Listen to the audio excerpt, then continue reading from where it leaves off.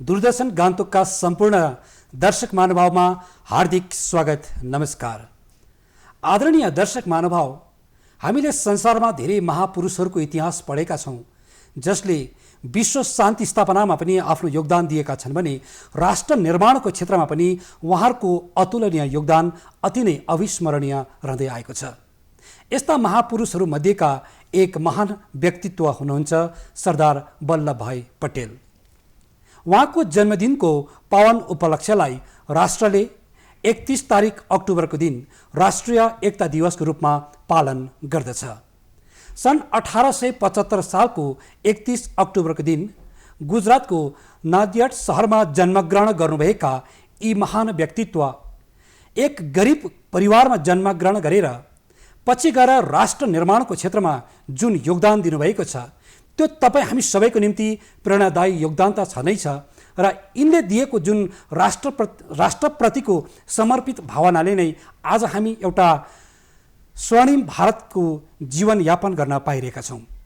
त आदरणीय दर्शक महानुभाव, जसलाई हामी लोहा पुरुष अर्थात् आइरन म्यान अफ इन्डियाको नामले पनि उहाँलाई जान्दछौँ, जो राष्ट्रपिता महात्मा गान्धीको जुन आदर्श थियो, जुन सिद्धान्त थियो, त्यसलाई अनुसरण गरेर उहाँले राष्ट्र निर्माणमा अति नै महान काम गर्नुभएको छ।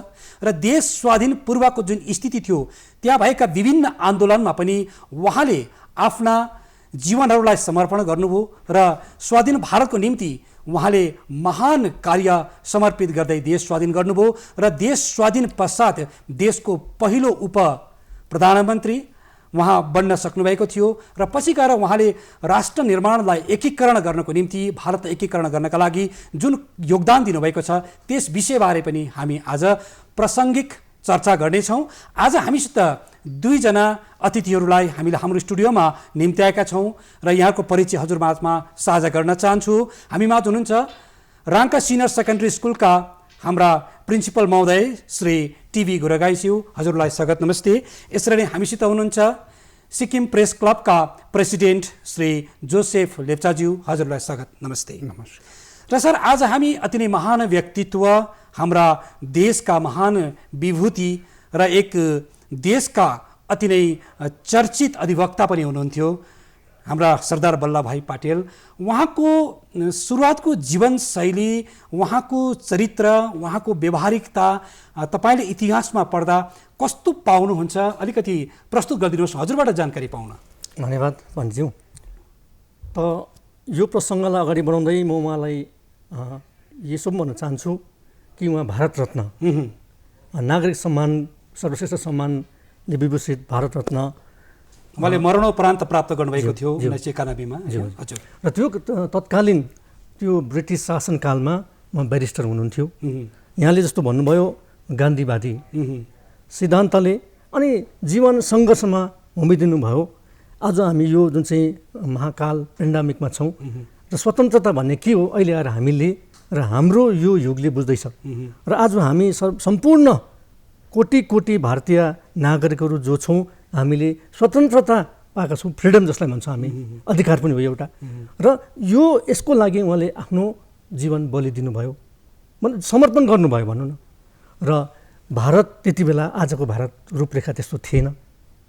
र उहाँलाई बिस्मार्क पनि भन्न सक्छ, जस्तो कि जर्मनीलाई एकीकरण गर्नको निम्ति त्यो उपाधि त्यहाँ सही हुन्थ्यो भने भारत जब कि त्यति बेला कुल मिलाएर 562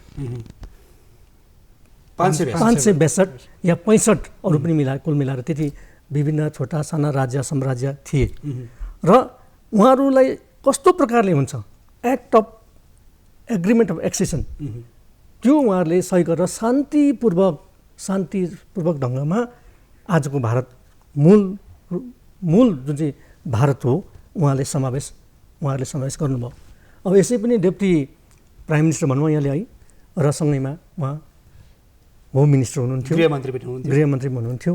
र त्यसरी भारतलाई एउटा आजको जुन चाहिँ रूप छ सर्वाङ्गीन, जुन चाहिँ भारत मूलभूत आज जुन चाहिँ हामी नक्सा देख्छौँ, यसमा पहिलो भन्नुपर्दा त यस्तो थिएन भारत। र आइरन म्यान अफ इन्डिया, र उहाँलाई भन्नुपर्दाखेरि चाहिँ एउटा युग पुरुष भन्छौँ हामी। र उहाँको योगदान, उहाँको समर्पण आज उहाँलाई हामी सम्झन्छौँ र उहाँबाट हामी धेरै अनुभूतिहरू लिन्छौँ र एकजना नेता, सफल भारतको कारिगर हुनुहुन्थ्यो उहाँ। अच्छा, यसमा जोसेफ सर जस्तो हुने बिरुवाको चिल्लो पात नहुने बिरुवाको खस्रो पात भन्छ नि, र उहाँको चरित्र बालककालदेखि नै अलग्गै प्रकारको थियो भन्ने कुरा सुनिन्छ। उहाँको पिता पनि झाँसीकी रानी लक्ष्मीबाईको जुन एउटा सैनिक यो थियो त्यसको पनि एकजना सदस्य उहाँ हुनुहुन्थ्यो, एउटा सेनाको एउटा सदस्य हुनुहुन्थ्यो भन्ने कुराहरू पनि इतिहासमा छ। सँगसँगै उहाँबाट साधारण फार्मर्सबाट जन्मिएको मान्छे, आमा अलिकति आध्यात्मिक हुनुहुन्थ्यो, आमाबाट धेरै आध्यात्मिक ज्ञानहरू पाएर उहाँमा धेरै धर्मशास्त्रको ज्ञान पनि थियो, राष्ट्रप्रतिको जुन एउटा समर्पित भावना बालकदेखि नै खारिएको थियो भन्ने कुरा बुझिन्छ। उहाँको जीवनशैली कस्तो पाउनुहुन्छ तपाईँ?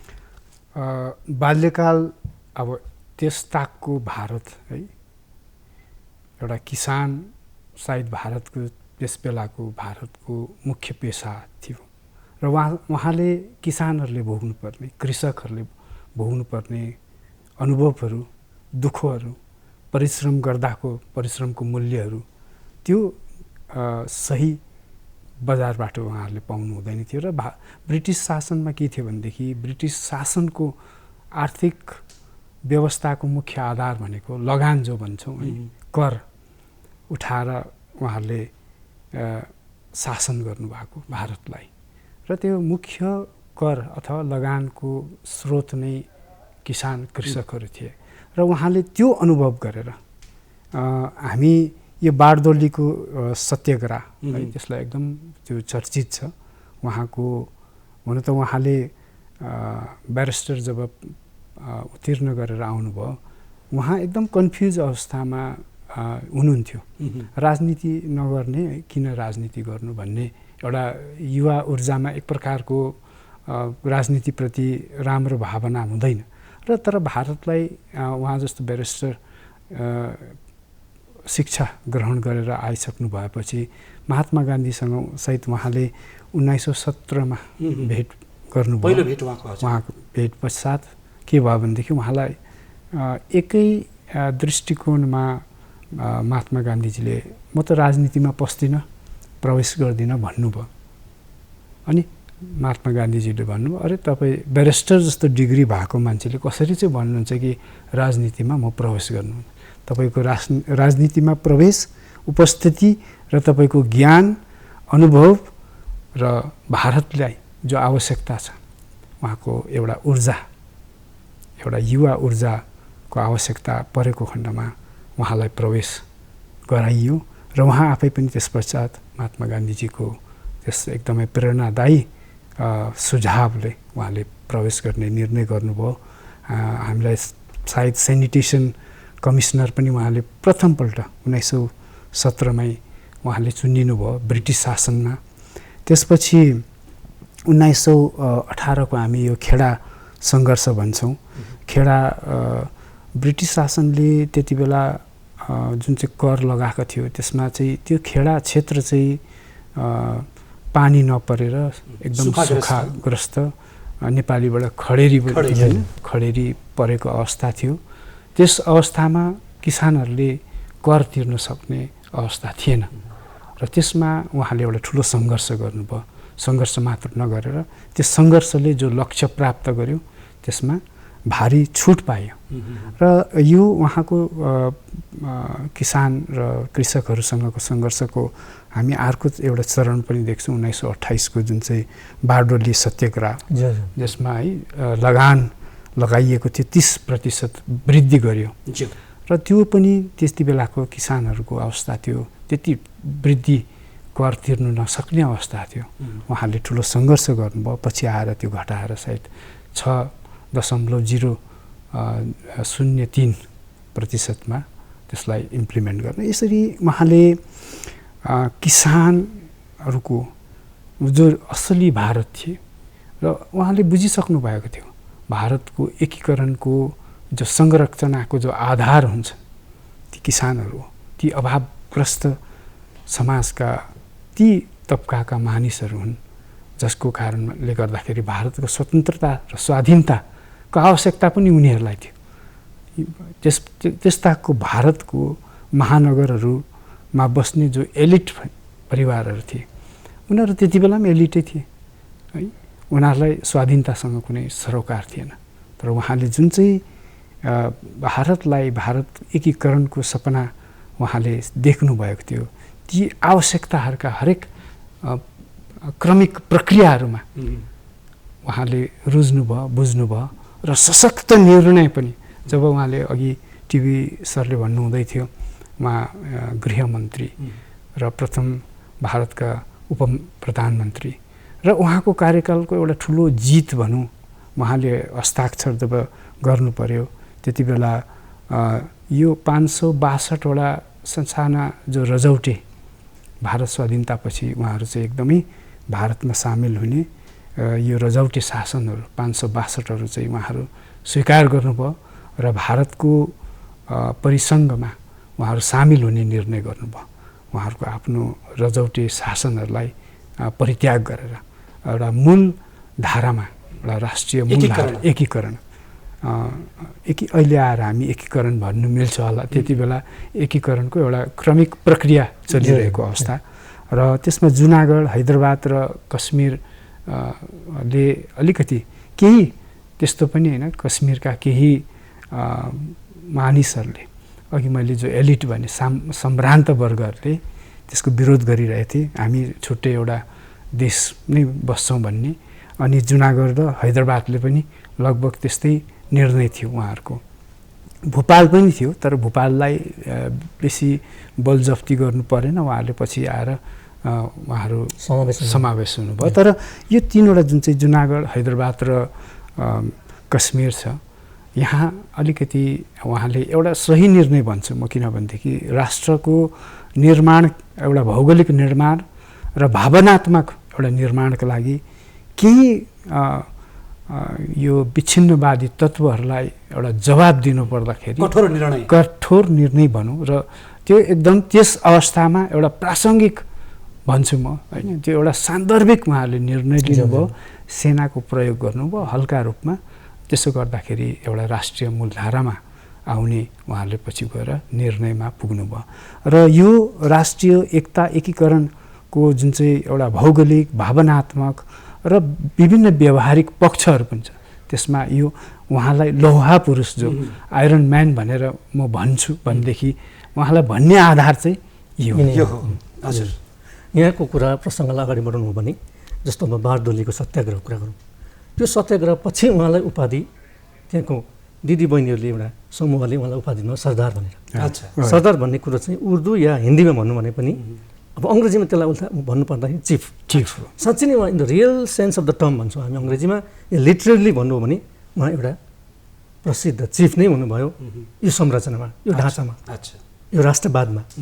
र जोसेफज्यूले भन्नुभयो जस्तै अलिकति समस्या उत्तर पूर्वी आजको राज्य भन्नु भने मणिपुरमा पनि थियो।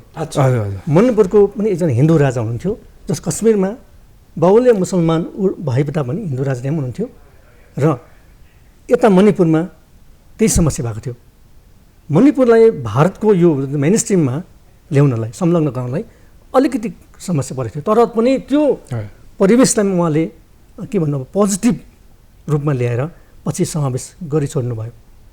र अब यो जस्तो यहाँ अघि पनि हाम्रो सन्दर्भ आएको थियो युग पुरुष भनेर, लोहा पुरुष भनौँ कि के भनौँ, त्यति बेलाको अवस्था हेर्दाखेरि राजनैतिक परिवेश कस्तो थियो भने स्वतन्त्रतापछि भारत कस्तो हुन्छ कि हुँदैन भन्ने प्रश्न चिन्ह पनि थियो। संविधान एक तरफ बनाउँदै गर्नुपर्ने, आज छिमेकी मुलुक नेपालको कुरा गर्नु भने संविधान बनाउन लागि त्यहाँ कति सङ्घर्ष गर्नु पर्यो। त्यो प्रकारले भारत त झन् ठुलो मुलुक थियो, जसलाई चाहिँ धेरै शताब्दी नै भनौँ अर्काले शासन गरेको ठाउँ पक्का। अनि त्यसरी त्यो एकपट्टि राखौँ, हेर्नुहोस् एउटा संरचना, एउटा ढाँचा त्यहाँ निकाल्नु पर्यो। अनि देशको सुरक्षा, अखण्डता, त्यति बेलाको जुन चाहिँ कश्मीर र त्यो पछाडि पाकिस्तान है, जसलाई हामी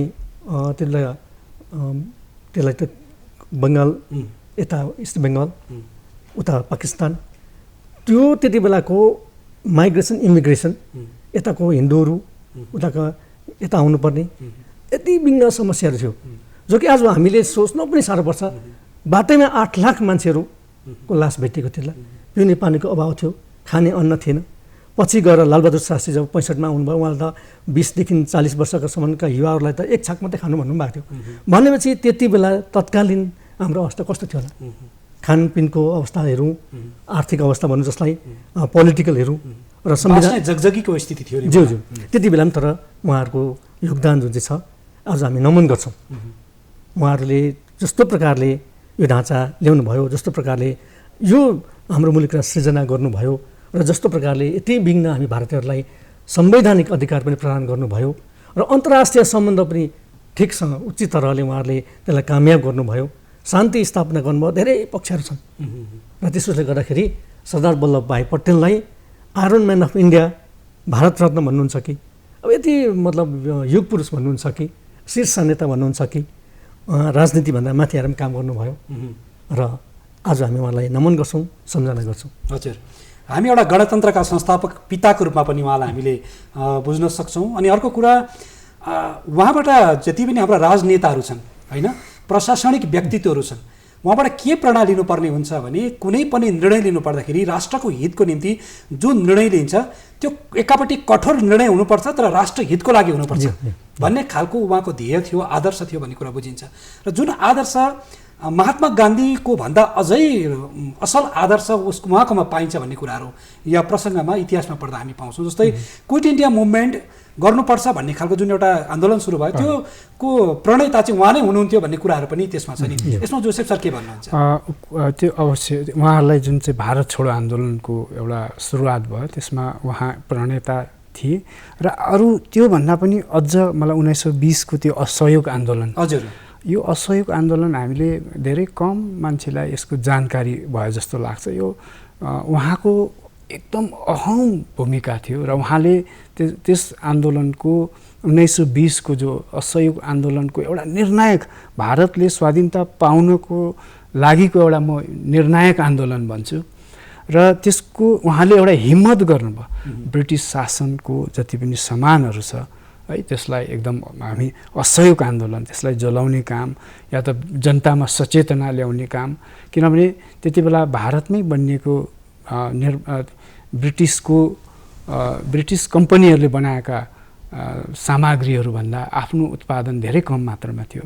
तर पनि विकल्प एउटा भारतलाई अहिले पनि आएर हामी त्यही सोच्नु, मेक इन इन्डिया त्यो कन्सेप्ट जो कन्सिभ भएको छ, सायद त्यसको एउटा सुरुवाती दौड भनौँ, त्यसको सायद आधार भनौँ यो 1920को असहयोग आन्दोलन। उहाँले जनतामा गएर जो अपिल गर्नुभयो र जनता 1 महिनाको भित्रमा यो आन्दोलनमा 3 लाखभन्दा बढी मानिस सहभागी बने र सहभागी मात्र नभएर उहाँहरूले अर्थ सङ्ग्रह पनि गरे र त्यति बेलाको भारत 1920मा 15 लाख रुपियाँ चाहिँ उहाँहरूले स्वेच्छाले मानिसहरूबाट चाहिँ पैसा सङ्ग्रह गरे। त्यति बेलाको 15 लाख, त्यति बेलाको 15 लाख र त्यति बेलाको र यसमा अर्थ सङ्ग्रह भनेको मतलब चाहिँ स्वाधीनताको लागि मानिसहरूमा यति ठुलो साहस।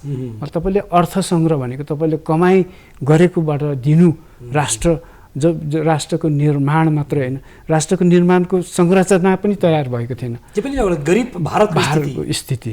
र त्यो एउटा म अवश्य पनि भन्छु अहिलेको प्रसङ्गमा पनि हामीले हुन त इन्कम ट्याक्स तिर्छौँ होला, अरू करहरू प्रोपर्टी ट्याक्सहरू तिर्छौँ होला, तर त्यसको तुलनामा भारतलाई एउटा स्वाधीनता गर्नको लागि जुन चाहिँ एउटा निर्णायक उहाँले भूमिकामा र एउटा आन्दोलन छेड्नु भयो त्यसको चाहिँ हामी साँच्चै नै प्रशंसा गर्नुपर्छ र स्मरण पनि गर्नुपर्छ। हजुर, अर्को इतिहासमा जुन सरदार वल्लभभाइ पटेलले जुन राष्ट्रप्रति दिनुभएको जुन समर्पित कार्य थियो, समर्पित कामहरू छन्, त्यसको जुन न्याय अझै ढिलो पायौँ भन्ने खालको कुराहरू सुनिन्छ नि। उहाँलाई जति सम्मान दिनुपर्ने थियो ढिलो भयो भन्ने खालको सुनिन्छ। पछि गएर 2013 सालमा वर्तमान भारतका प्रधानमन्त्री महोदय तिनताक समयमा अर्थात् 2013मा चाहिँ उहाँ गुजरातको मुख्यमन्त्री हुनुहुन्थ्यो। त्यो समयमा हाम्रा बल्लभभाइ पाटिलको विशाल धारी एउटा शालिग निर्माण गर्नुपर्छ भनेर उहाँले त्यो शिलान्यास उहाँले गर्नुभएको थियो त्यो समयमा, होइन? र त्यसको औचित्य पछाडि उहाँले कतिको बृहत सोच राखेर वर्तमान प्रधानमन्त्रीले त्यो समयमा यो स्ट्याच्यु अफ युनिटीको निम्ति यो काम गर्नुभएको थियो, यसमा पनि अलिकति बताउनु। हो, के हुन्छ भने इतिहास राष्ट्रको एउटा निर्माण सँगसँगै इतिहासको पनि निर्माणको एउटा प्रक्रियामा स्वाधीनता हुने बित्तिकै के हुन्छ भने हामी प्राय अब फिल्ममा पनि एउटा उदाहरणको रूपमा, तपाईँले दृष्टान्तको रूपमा, कि मुभीमा पनि हामी पिक्चरमा पनि सिनेमामा पनि खालि हिरोसम्म मात्र केन्द्रित गर्छौँ है, र अरू धेरै त्यो पिक्चरलाई मनमोहक बनाउनको लागि अरू धेरै पात्रहरू पनि हुन्छन्। र 81 के भन् भारत स्वाधीनता भएपछि हामीले हाम्रै पनि जो गोर्खा धेरै जसले प्राण उत्सर्ग गरे, हामीलाई धेरै पछि दुर्गा मल्लहरू भन्ने थाहा पायौँ भारत स्वाधीनता भएपछि, होइन? हामीलाई थाहा थिएन, धेरै वर्ष हामीलाई थाहै भएन। तर त्यस्तो एउटा स्थिति थियो, किनभने पहिला कतिवटा कारण त अलिकति महिमामण्डनको युग पनि आयो स्वाधीनतापछि। कसै यो कम्ती व्यक्तिहरूलाई नै यसको श्रेय दिनुपर्छ र त्यसपट्टि पनि लागेकोले गर्दा होला त्यो उहाँ सरदार वल्लभभाइ पाटिललाई हामीले केही वर्षका लागि, केही दशकका लागि हामीले त्यति फोकस गरेनौँ। तर पछि आएर जब हामीले बुझ्दै गयौँ, इतिहास खोज्दै जाँदा, जब इतिहासको विस्तार हुँदै जाँदाखेरि इतिहास लेख्ने त्यति बेला हामीले स्मरण गऱ्यौँ। र ढिलै भए पनि है, छोरो भयो भन्दिनँ म, राम्रो काम भएको छ। र अब 240 मिटर एउटा अग्लो विशाल काय है प्रतिमाको निर्माण भयो। र त्यो निर्माण सँगसँगै वल्लभभाइ पाटिलको सिद्धान्त, राष्ट्र निर्माणको लागि उहाँले दिनुभएको सिद्धान्त पनि थियो, उहाँले देख्नुभएको दर्शनहरू पनि थियो। त्यो कुरालाई पनि हामीले अनुसरण गर्ने मौका, अवसर पाउँदैछौँ। यो बहुत ठुलो प्रोजेक्ट पनि थियो है, 3000 करोडको प्रोजेक्ट हो है यो परियोजना। केवल हामी चाहिँ अरू ठाउँ चाहिँ के देख्छौँ, मूर्ति मात्रै, प्रतिमूर्ति मात्रै देख्छौँ। यसमा अब यो पर्यटकहरूको लागि पनि एउटा जस्तै यो स्ट्याच्यु अफ लिबर्टी अमेरिकाको है, त्यो एउटा घुम्ने पनि एउटा त्यो ठाउँ बनाएको छ। हामी यहाँ चाहिँ के गर्छौँ, धेरै मात्रामा उहाँको प्रतिमूर्ति जुन चाहिँ छ एकताको, त्यसको निर्माणले चाहिँ स्थानीय मानिसहरूले पनि पर्यटनको माध्यमबाट अलिकति व्यवसाय गर्ने, मतलब यसको बहुआयामिक यसको पर्पोज पनि छ, यसको है उपयोगिता पनि छ जस्तो लाग्छ मलाई।